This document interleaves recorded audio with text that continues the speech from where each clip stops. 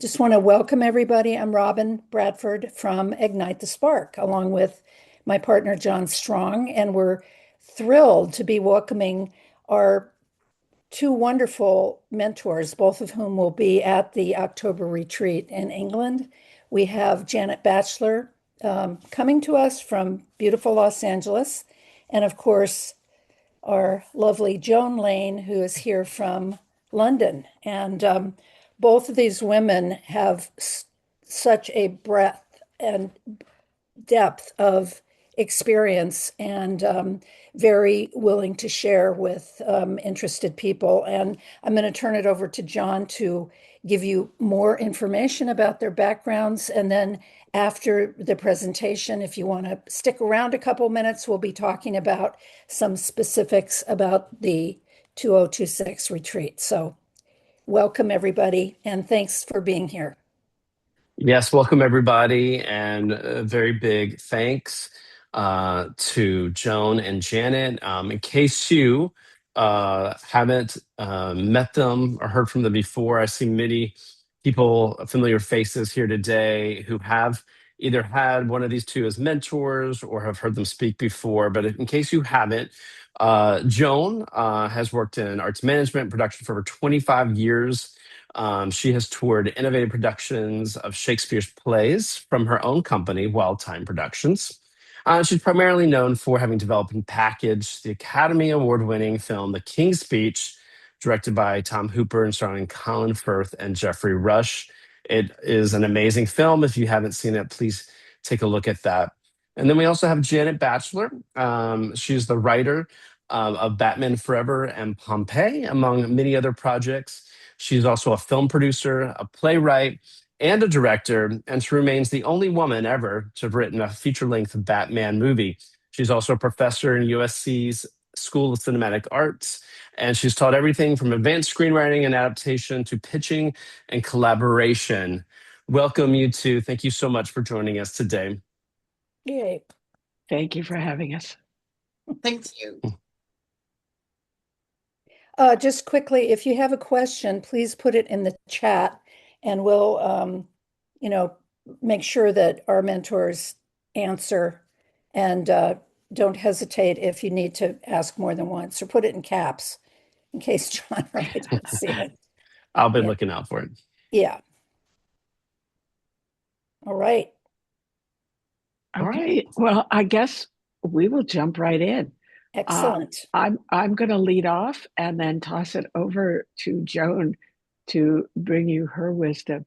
We're talking a little bit today about what makes a script readable. Why would somebody want to read your script?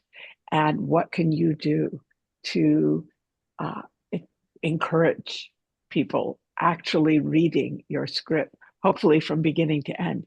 So I'm going to start off by giving you 3 reasons why I will read your script, and then 7 reasons why I'll stop reading. So first, the first reason I would read your script is because the log line intrigues me, or you intrigue me, one or the other. You know, I have to do a lot of reading at USC. I have to read my student scripts, my former student scripts, sometimes my colleagues' scripts. And so I don't tend to go around asking to read things because my pile is pretty full. But every now and then, I will hear a log line. I will hear that a student who I think well of is writing something interesting, and I'll say, hey, could you send me that? I'd like to take a look. So just an idea that I haven't heard before, or a person that I'm really interested in, and I know this is going to be worth my time. I've read something from them before and it was worth my time. So let me see what they're up to. That's number 1. Number 2, I sort of alluded to it already. I have to read it. I will read your script because I have to. You're my student. I'm being paid to read it. You're in my writers group. That's my top priority. Is I meet with a group of 7 writers, and if they have something that I need to read, it goes to the top of the list. The point is that everybody that you want to read your script already has a lot of things to read. So be patient because if you start nagging me, you sent me a script and a week later you're saying, why haven't you read it yet? It's going down the pile, not up the pile. So that is, just to be very honest, one of the reasons I read is because I have to, because I have an obligation to. The third reason why I will read your script is because somebody I trust recommended it. Somebody says, oh, have you seen Rachel's latest script? You need to read it. Have you seen Alex's latest script? You need to read it. And I'll say, oh, okay, let me take a look. And of course, that is very much the way things work in Hollywood, is people will read because somebody says, please take a look at this, and you trust their opinion. That's a very positive way. Somebody says something good about you as a person, about you as a writer, about the script they just read of yours. Other people are going to say, I don't want to miss out. I'd better take a look at this. So those are the three main reasons I will read your script. Something is intriguing. I know you. Somebody knows you who I trust. That's why I will read. So let's cut to the chase and talk about why people might not read your script. Number one, they start reading it and they're bored.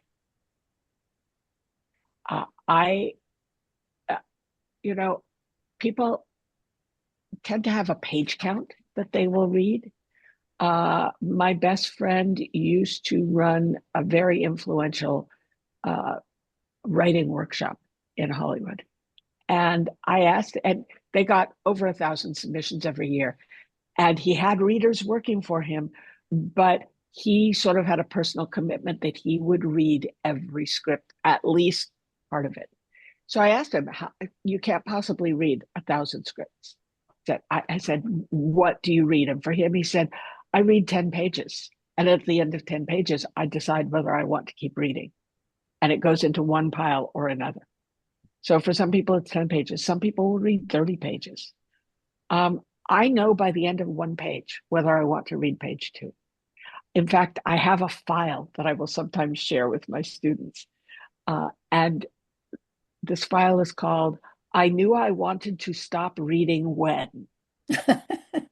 And it's a file of first pages, because I knew by the end of page 1 that I did not want to go any further. So that's one reason. Another reason I will stop reading your script. Reason number 2, I've read it already. I've seen it before. And usually I'm up to page 10 or 15, maybe even page 25 or 30 before I make that call. But if it reads just like everything else, why should I keep reading? If there's nothing in it that's fresh, why? I've read enough high school zombie scripts. And I say that was a fad among my students for a while. High school zombie scripts. Another fad was scripts about the mafia from people who had no personal connection to the mafia. I've read them. I don't want to keep reading. Give me something fresh. Give me something I haven't read. Number 3, I'm 10 pages in and I don't know what this story is about. There are a lot of scripts that I've read that start on page 40, that really get going on page 40. The whole first act is backstory and research and exposition and establishing the world and establishing the character, and nothing has actually happened. And if I am confused at the end of 10 pages and I don't have a sense for what's coming next, I'm probably going to stop reading unless I have an obligation to finish. And along with that, sort of parallel to that, reason number 4 is that nothing is happening. And here, if I am into the second act and things haven't changed and the protagonist hasn't taken meaningful forward action, showing forward momentum, I think I'm probably done. If nothing has happened. And I find it very useful sometimes to sort of look at 10 pages of a script or 15 pages of a script and say, what has happened in these 10 pages? And if the answer is a couple of people met each other, that's not enough for 10 to 15 pages. Your pages aren't doing what they should. They aren't moving your story forward the way they should in that case. And that could be a really good exercise to sort of say, what happened in this 10-page chunk of my script? What happened from pages 11 to 20? What happened from 21 to 30? And if that list of what happened is really short, probably your scenes aren't doing what they're supposed to do. Number 5, I'm not the right reader for your script. And I'm just, and that's on me. That's not on you. I might just be the wrong reader. I will confess right up front that I am not a horror connoisseur. I don't watch horror movies. I don't enjoy horror movies.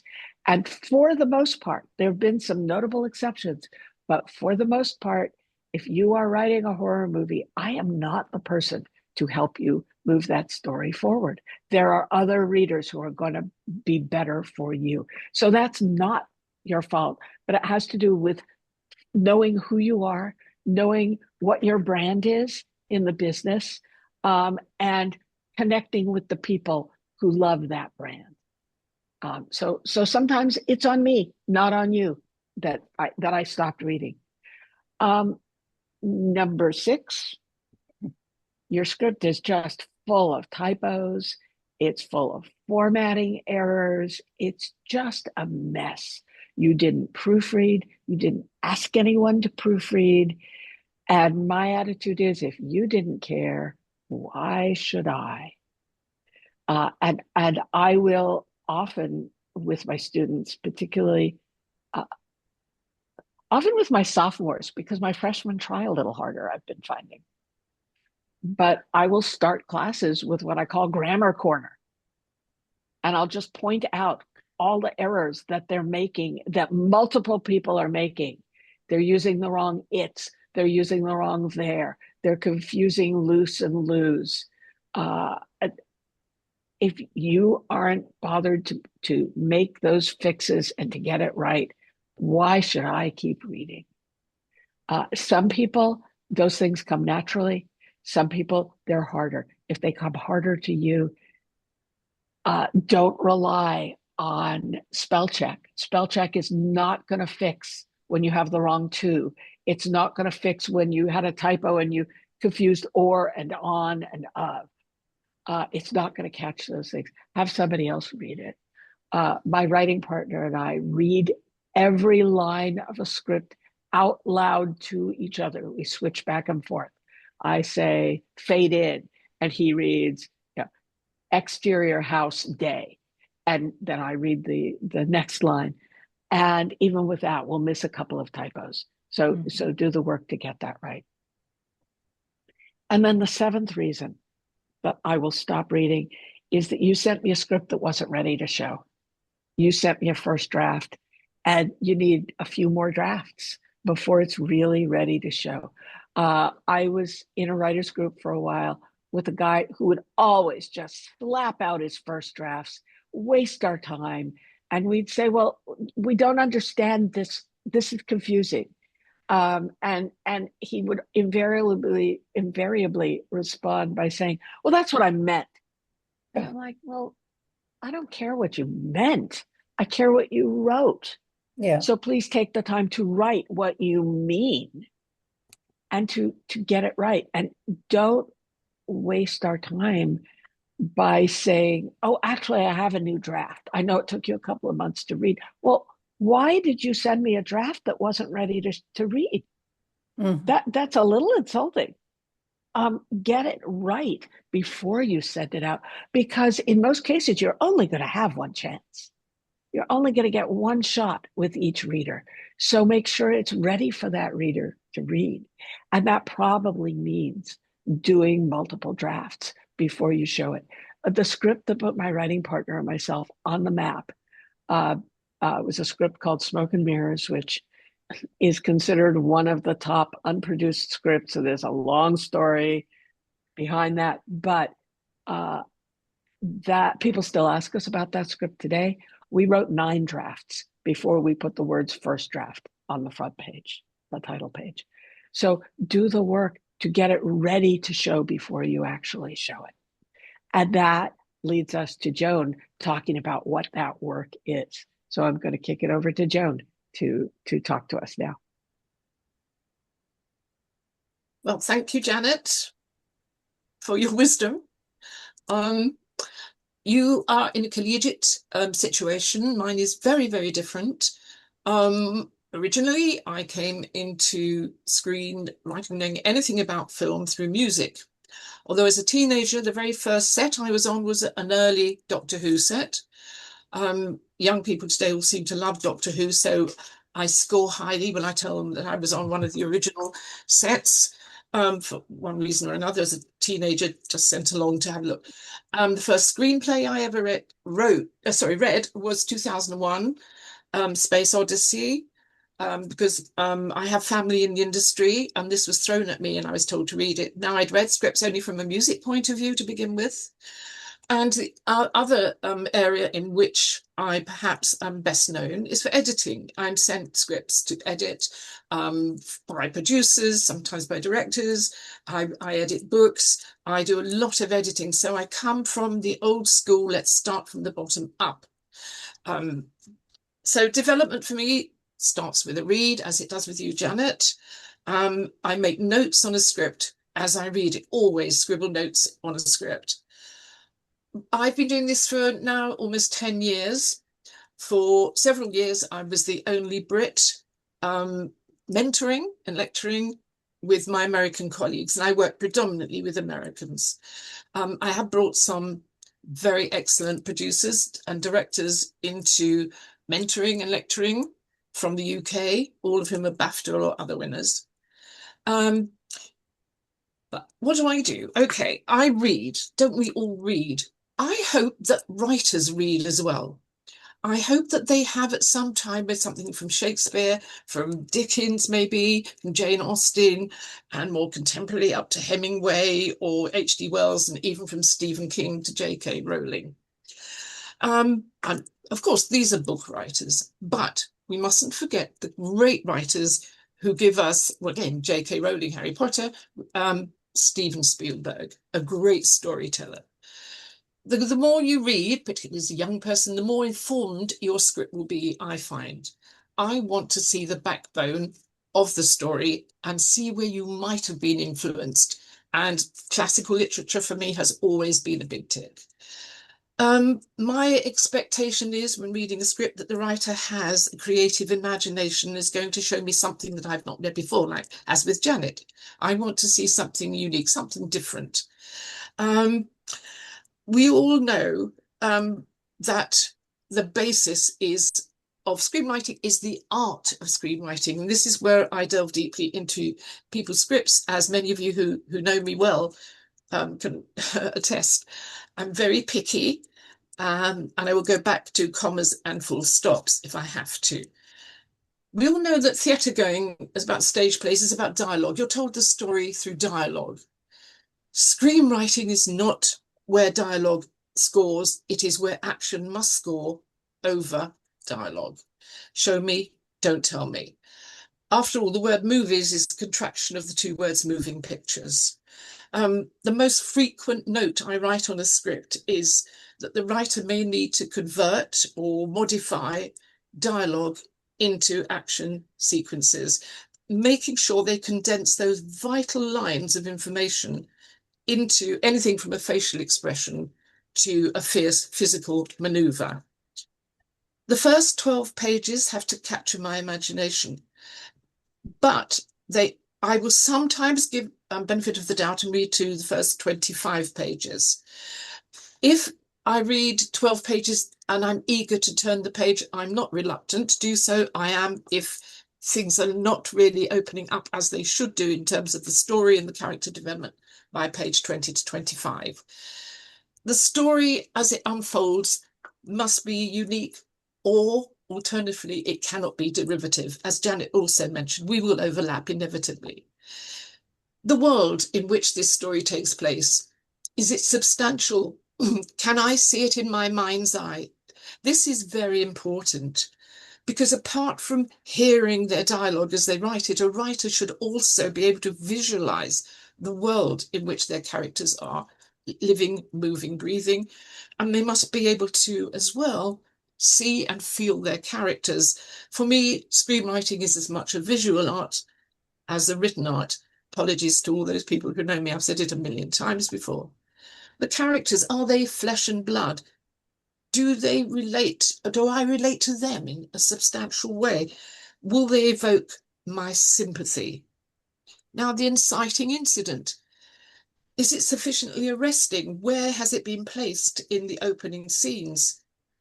The character development, has the protagonist faced jeopardy, apart from a physical handicap, for example, and overcome the challenges they are confronted with?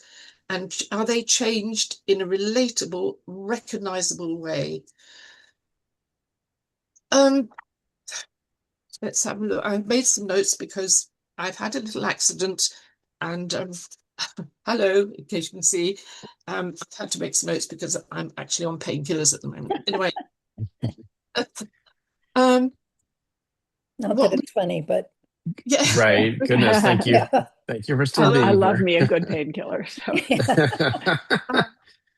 something vital that a writer has to do is to précis vital plot lines that have been delivered in dialogue. That's going back to an earlier point, and that takes practice.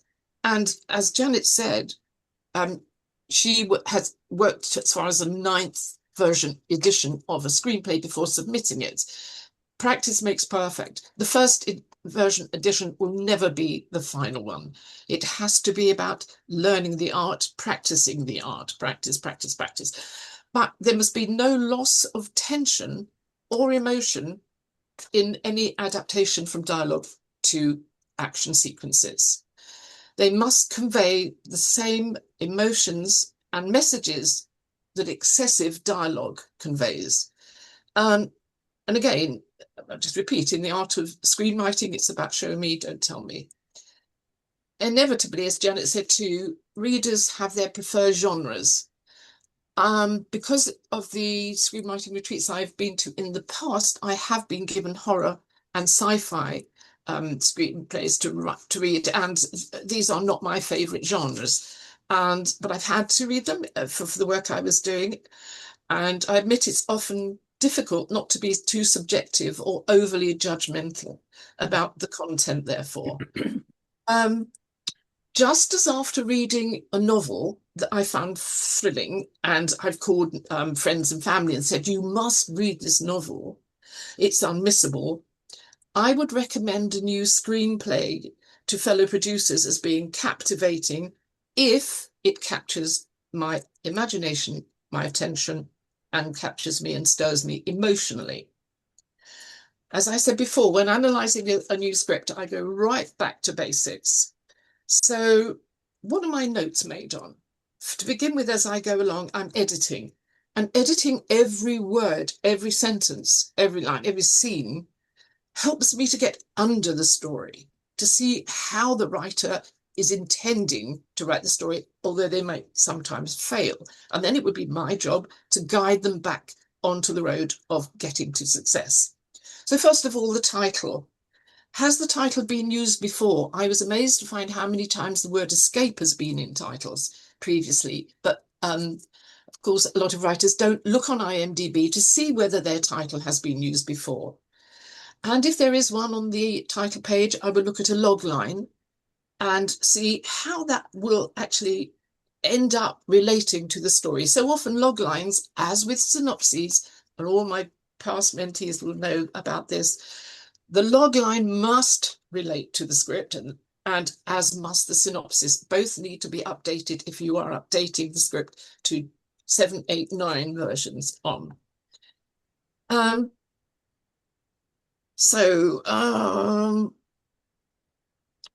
one of the most vital things for me in reading script is how your protagonist or protagonist change as they face adversity. This is vital. But I'm going back to the nitty-gritty with now the writing. How good is the writing? Is it careless, as Janet also mentioned? Is it full of repetition?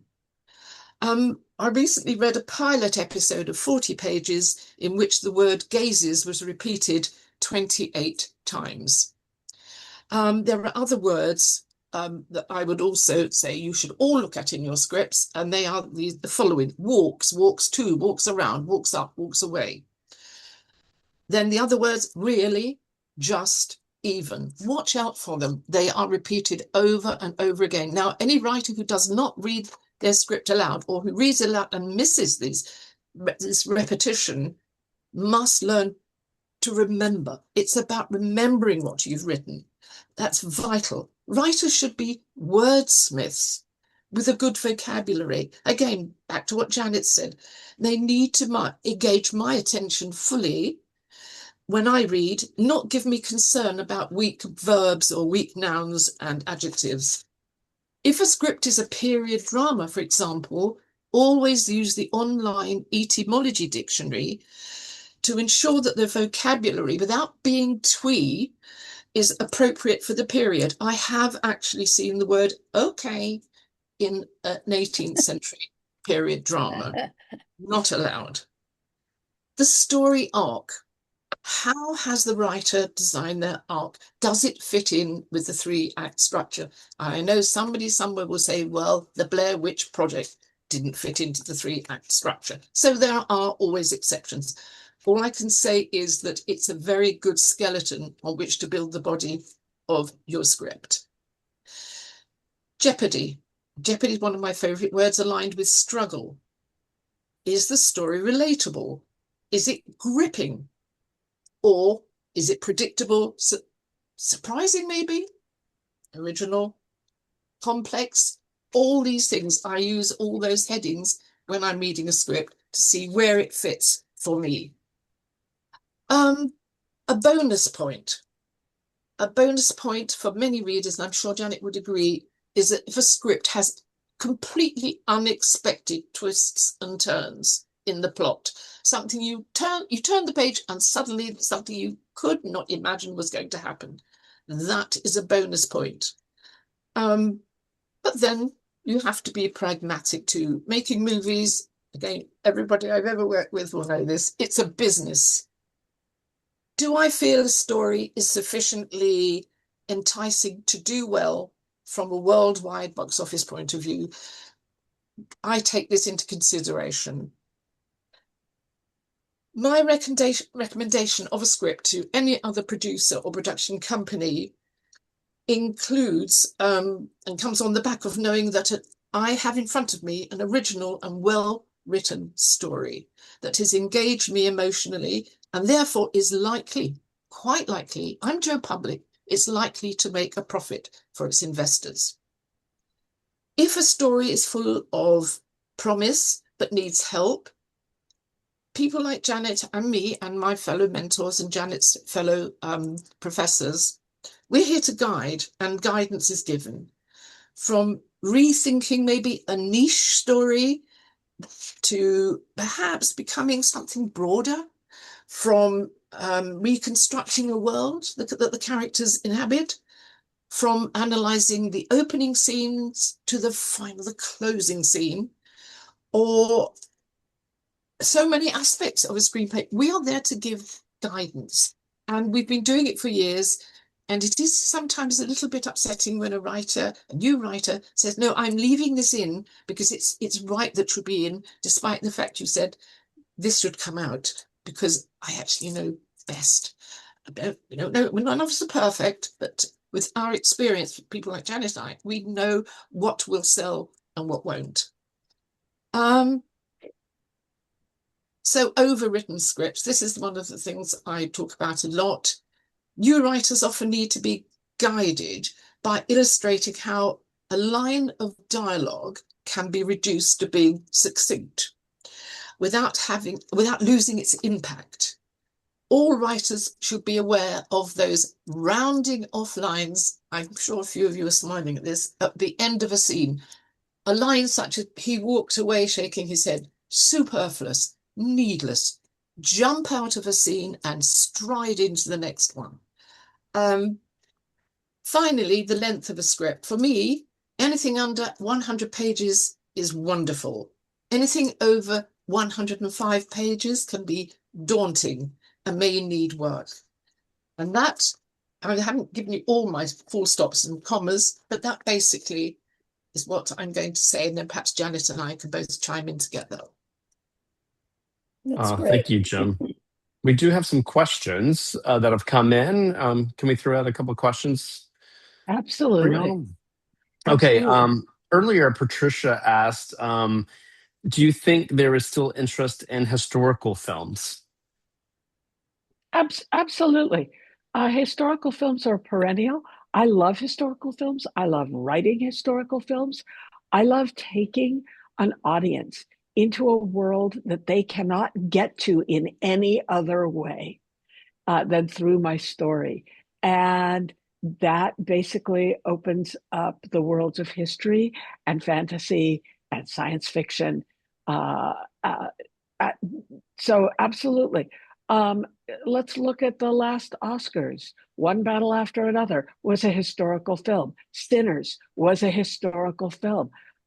People are making them all the time, and yet somehow people are always saying, "Oh, don't write a historical film," and I sort of don't understand that. The um, the hidden secret to writing a historical film is that it doesn't go out of date very quickly.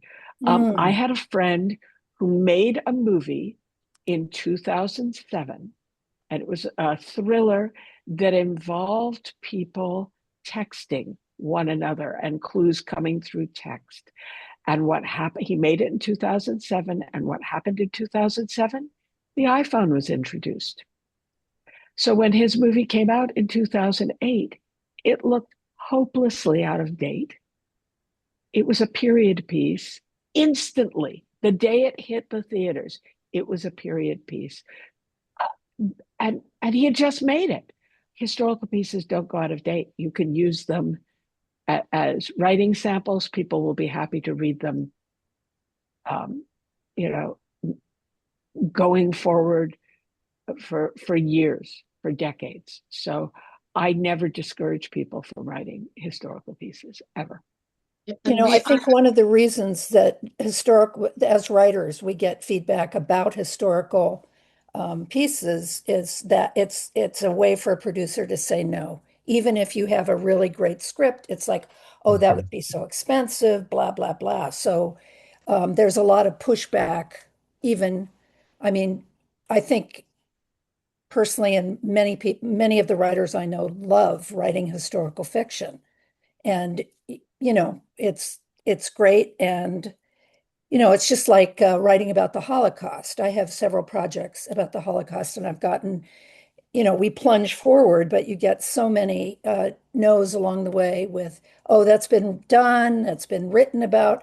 Yeah, it has been. But if you look at films and offerings on television, every year there are more and more and more. And so I think it's important to keep in mind the various reasons that people will say no if your intent is to write something and sell it rather than writing something that's really, really good and using it as a calling card or using it to improve your craft. And hopefully, yeah. That's a great point. One thing that I have done several times with historical pieces is I've given them to producer friends and said, what do you think the budget is on this? So that I can then walk in and say, actually, we've been told, the effects all in are going to be 30 million.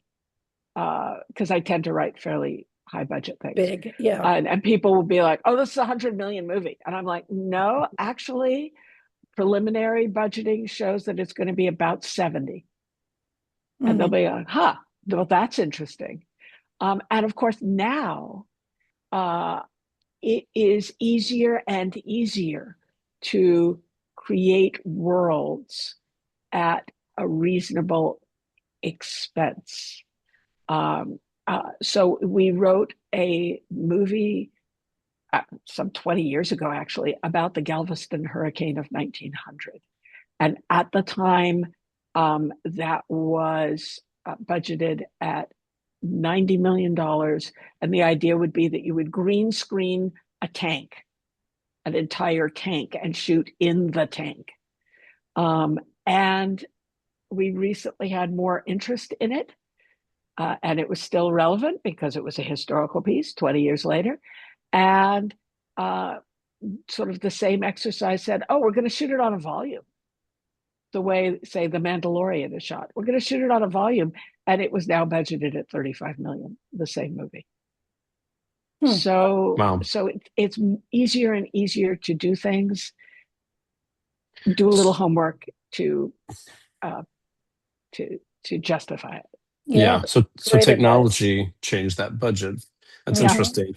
But I want to reiterate what you said. I thought that it's simple, but really expanded my perception of historical films, Janet, when you said that One Battle and Sinners were technically historical fiction. And I think sometimes, we limit ourselves when we think historical fiction. We think of something in the 1800s. We think Jane Austen or whatever. But you just gave some great examples of, what historical fiction looks like. It can look like anything. It could be a horror movie. So I think that's Or a really historical great point. fiction is the 1970s, really. I had a student last semester who said, do you think it's okay for me to write a historical piece? It's set in 2001. And you may have heard me screaming. Yeah, but yes. Yeah. Can I say as well that recently I've been asked by producers, do you have anything written around Shakespeare because of Hamlet? So they wanted to catch this is a trend. Can we have another Shakespeare? Yes, I have 2 scripts, which are now out being looked at. And also Jane Austen's 250th anniversary last year. Do you have anything that's about Jane Austen that nobody's ever thought of before? Yes, I do. I know there's somebody on here with the most wonderful World War II story. It's a true story, Mark Stevens. And it really should be made. It's won every applaud you could imagine. It's won so many awards and competitions. Oh, that's the other thing about validation.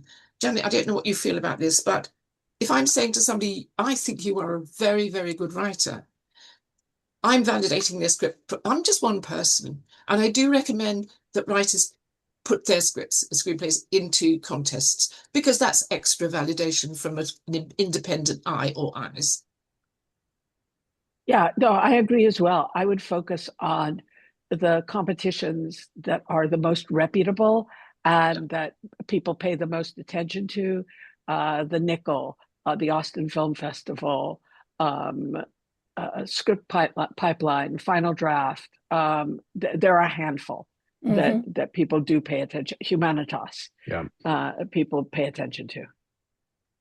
Yeah. We have another question, kind of a technical question. Kate asked, how much description is necessary in the script? She tends to write everything that she sees and have been told that she has written too much. And then other people said she hasn't written enough. So, does it depend upon the reader? What kind of advice can you give Kate? I would say keep it to the minimum because the reason you have a director is that he or she will put their own vision on your script if it's picked up. And you don't need to say he winked or he scratched his head or whatever. Keep that down to the minimum. Allow a director to impose his or her vision because what is on your page will never be what is on the screen in any event. So try to keep it down to the bare minimum. But anyway, your dialogue and your action sequences should stand out visually. Well, they would for me if they were indicating something that was absolutely vital to the story. Yeah, I would agree with that. If people are telling you that you're writing too much, I would say you're writing too much. And so the question is, how can you get the same impression across in far fewer words? I don't like to see blocks of scene description that are longer than 4 lines. Mm-hmm. And I know that that's a difference between American and British screenwriting, Yeah. because British screenwriting will do big, chunky sections of scene description. But sitting in Los Angeles as I am, you give me paragraphs that are more than 4 lines long, I start to feel a little nervous about whether you're really a screenwriter.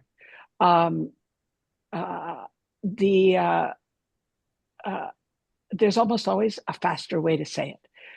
You can get rid of things like business. You don't have to give the actors business. The actors will do that. The director will do that. Mm-hmm.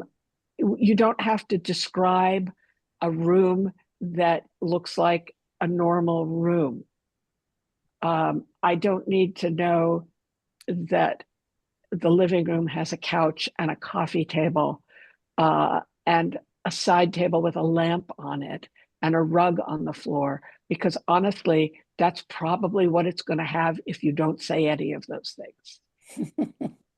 So cut back to the things that are unusual and the things that are relevant, the things that matter to the story.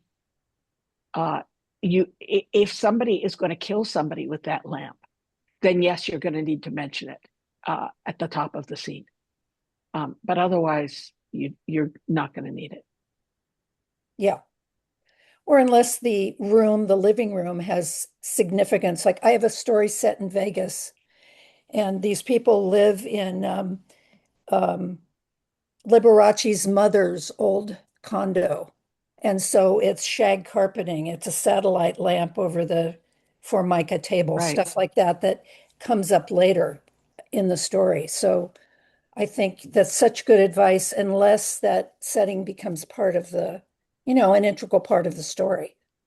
Right. Yeah. Unusual or relevant. Yeah. Unusual or relevant. And even there, Mhm. you can have fun with it. You know, sort of the 60s has exploded all over Yeah. this living room. Mhm. Shag carpet, satellite lamp. That's all you need. Yeah. Um, Lou wonders, is there any sense that smaller indie movies are coming back, and maybe tentpoles and Marvel movies are on the downside?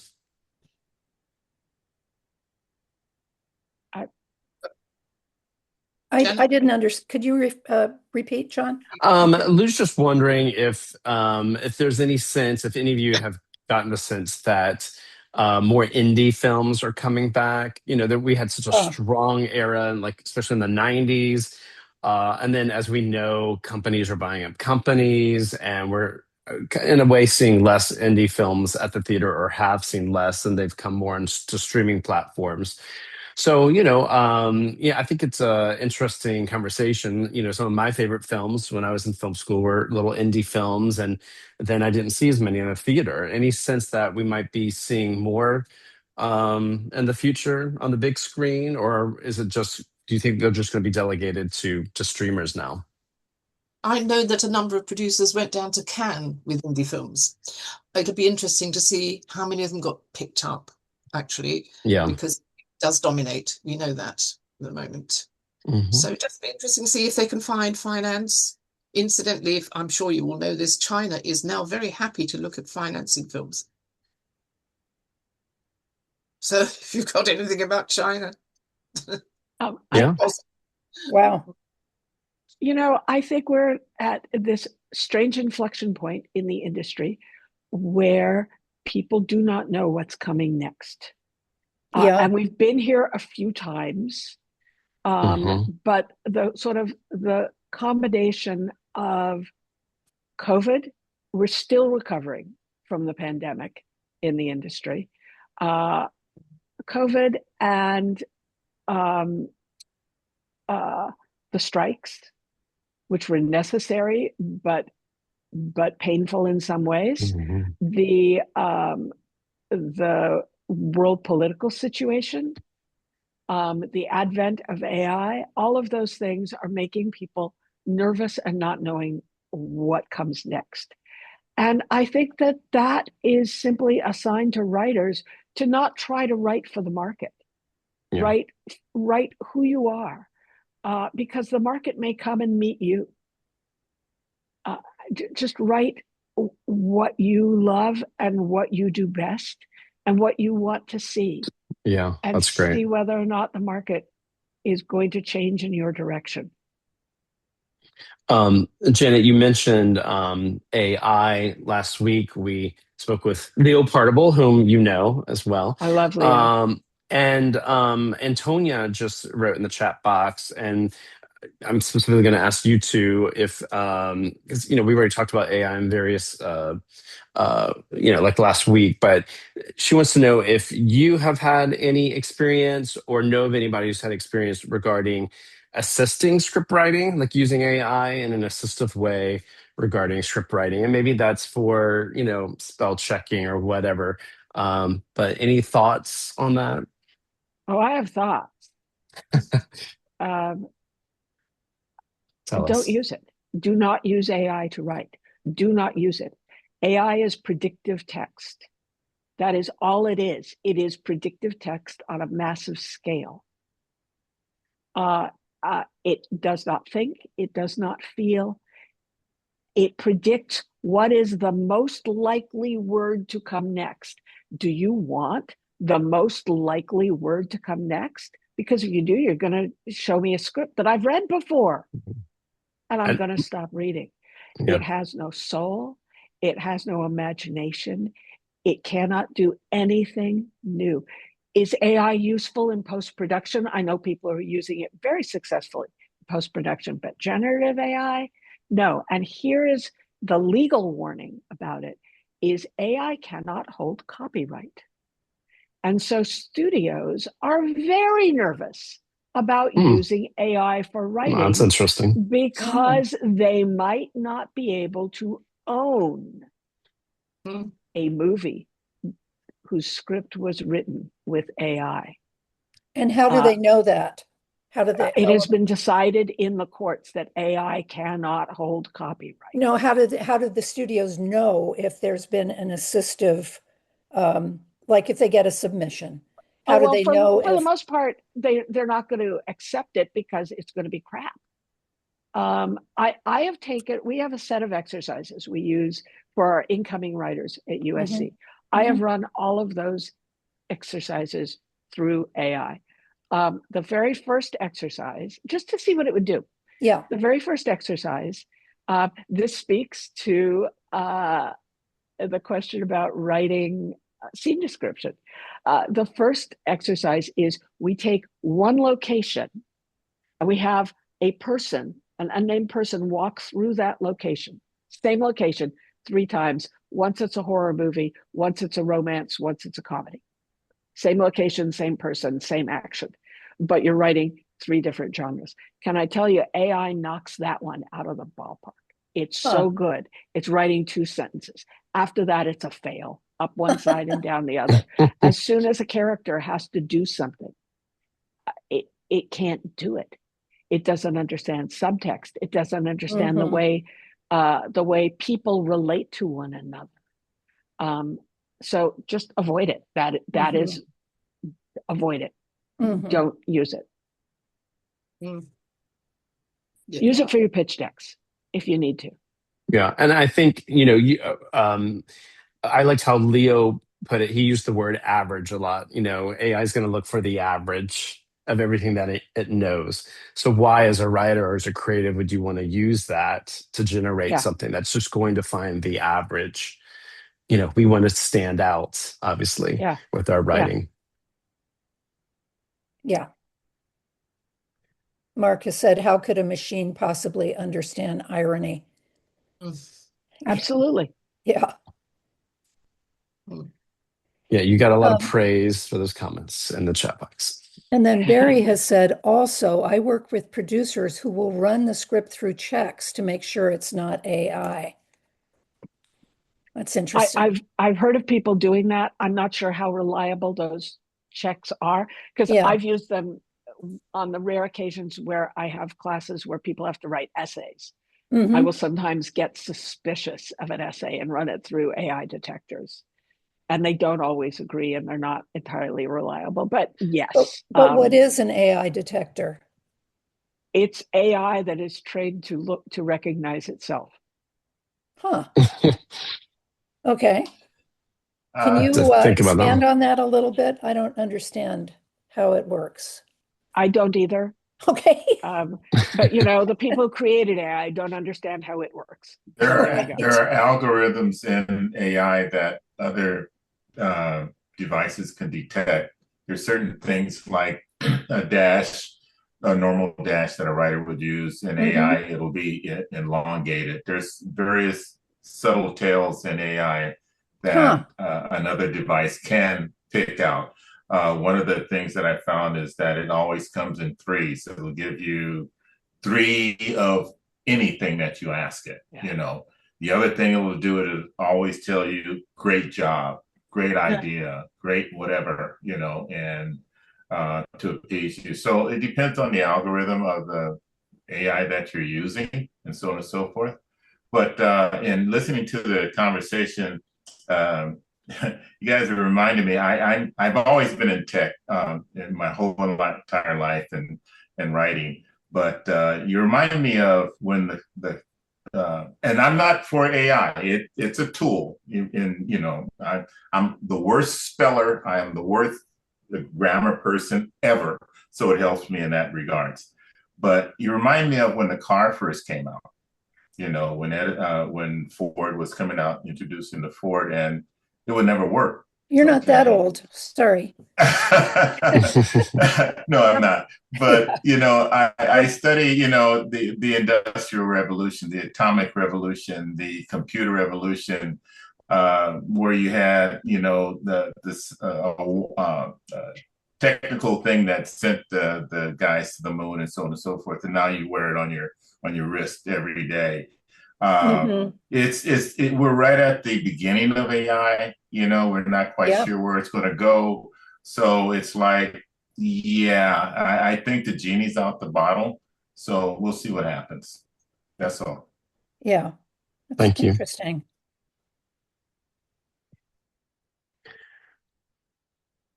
Anybody have any last remaining questions? Malia asks, and you've asked her to elaborate on this, John. Yeah. Any tips for neurodivergent writers for navigating the system? Molly, I don't know if you're still here or want to speak out. But also hi to Janet. Hi, Malia. Hey, yeah, so I'm just figuring out now that I'm a late diagnosed autistic ADHD, and so this is now explaining a lot as to like why I've been having so much trouble with my writing. So yeah, I just I've been long. I don't have to get into my story, but I would just it just adds a different layer onto crafting, story writing, not so much the crafting of the story, but like the fourth act, getting your art out into the world. And so I just there's the competitions. I've done the whole thing, but I don't know if it's like teaming up with a producer or somebody that can do that. I don't know, because I don't figuring out my brain, but the connection point of maybe I don't know, I'm having a hard time with words, but just like to take the I can make art all day, but just the next step of like doing something with it seems to be a processing problem just based off of my brain. I've worked with a neurodivergent writer who is also an interviewer. She does very well in interview. If you'd like to contact me through Robin or John, I could put you in touch with her in the UK, which might be helpful to you in the future. Great, thank you so much. Yeah, and I mean, I'm neurodivergent. My whole family is, and it's your superpower.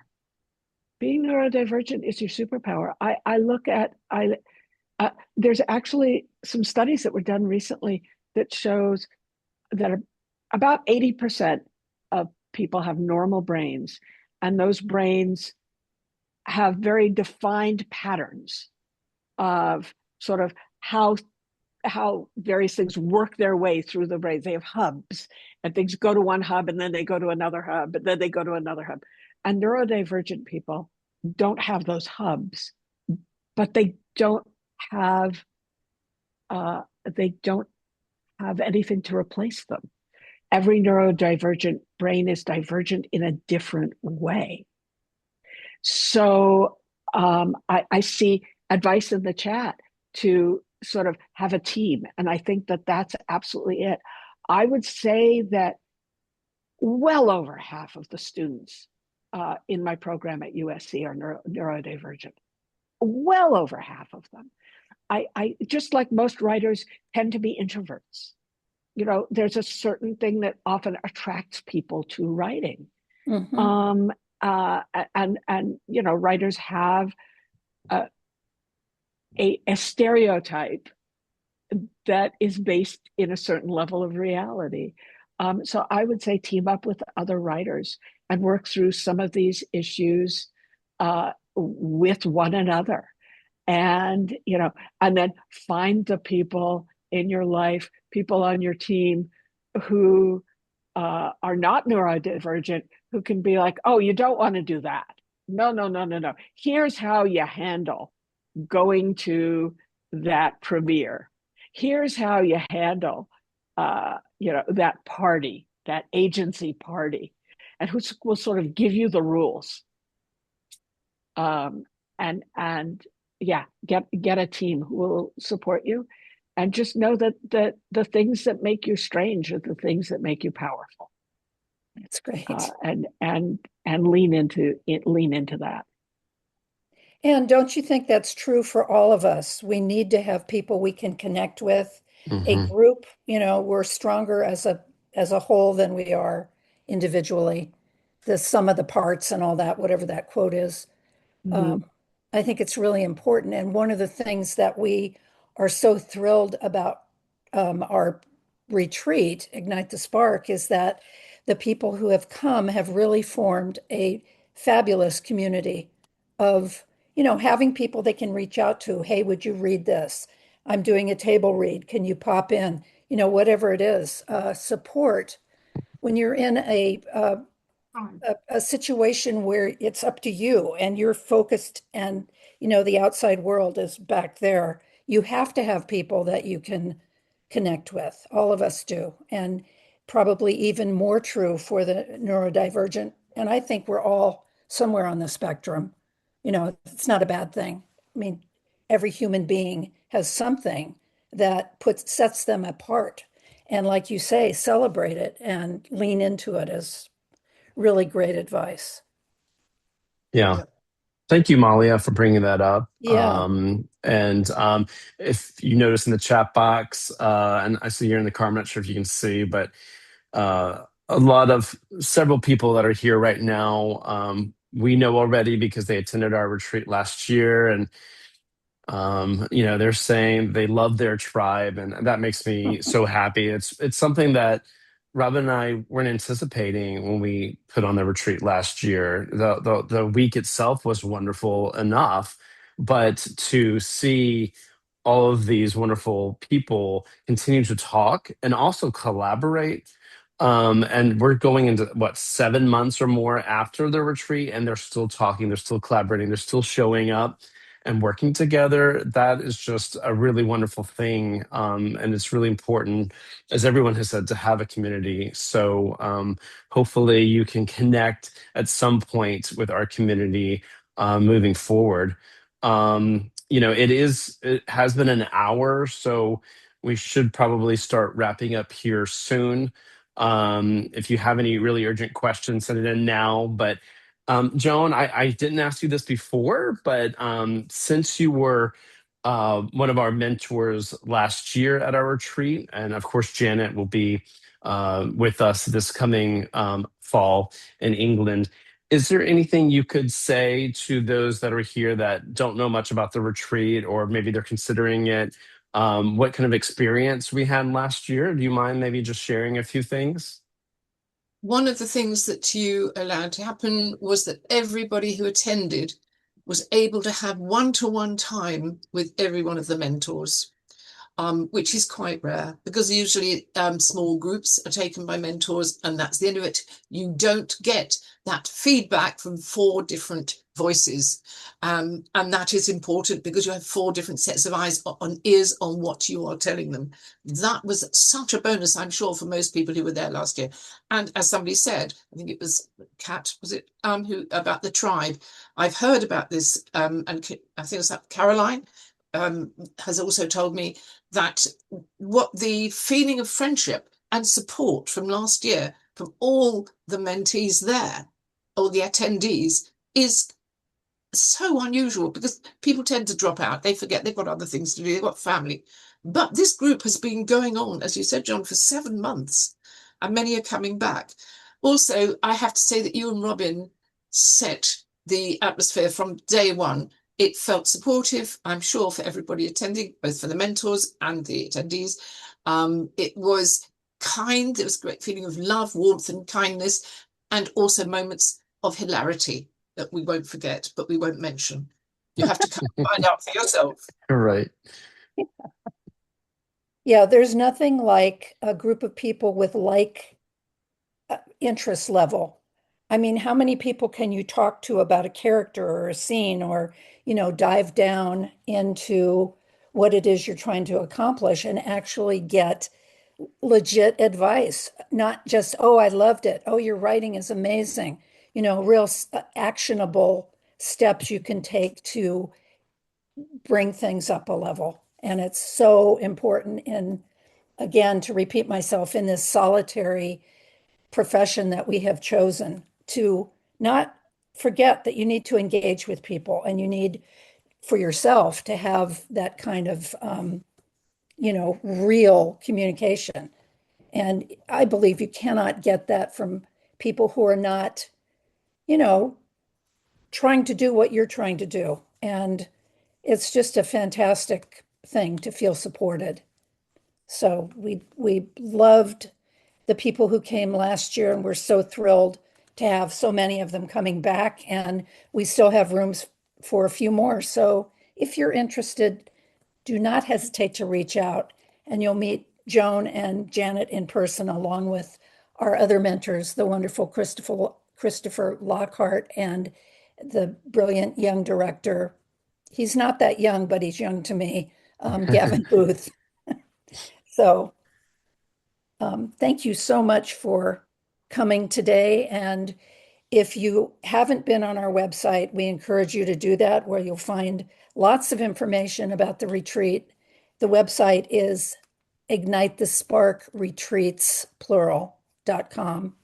And any questions, just reach out to either of us or both of us, John and myself, and be happy to answer. If you can't make it this year, we'd love it if you'd consider it for another time. So Yeah. Oh, Yeah. can I just mention as well, something that you did, which I haven't ever seen before on a retreat, is you had actors read scenes from scripts. Professional actors So came fun. along. Yes. Yeah.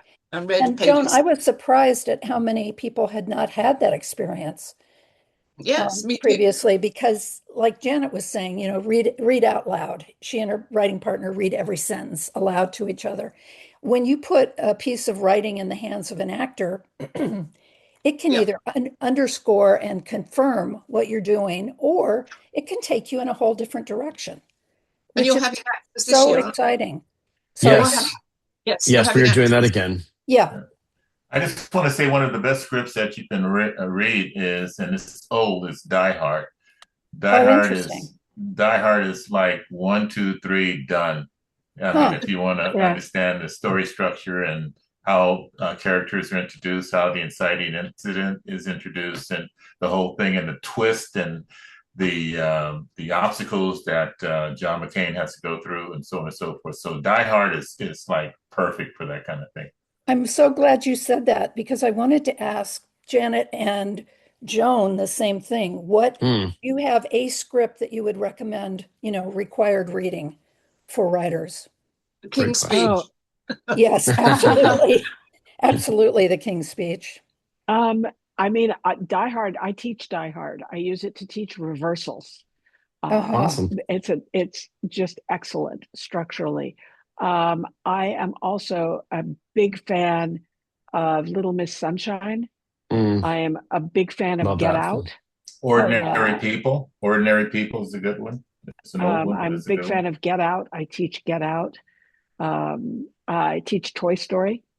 Huh. So those are all just excellent starting places if you want to read really excellent scripts. Fantastic. Great. That's great homework for all of us. You know, one thing that we did last year that I just loved was Chris Lockhart picked a script, a movie, um, and showed it to the group, stopping every once in a while to say, "Do you see what happened?" And it was so instructive. And he'd taken a film that had a protagonist to whom things happened.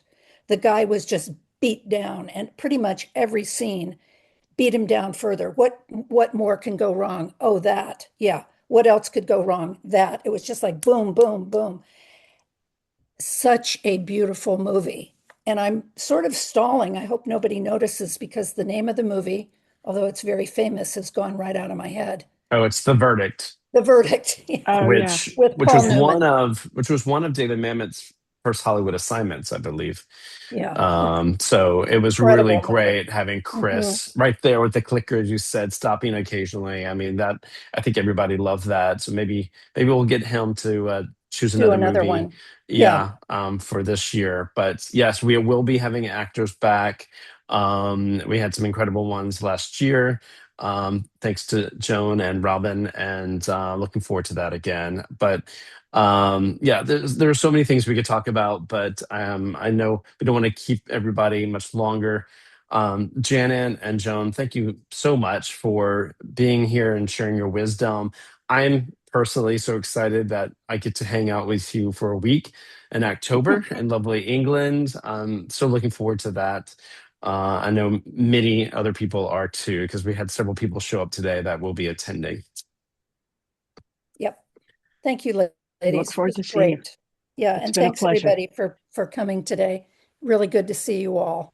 Yeah, everybody have a wonderful rest of your weekend, and we'll talk with you soon. Excellent. Thanks so much, Robin and John. Take Bye-bye. care.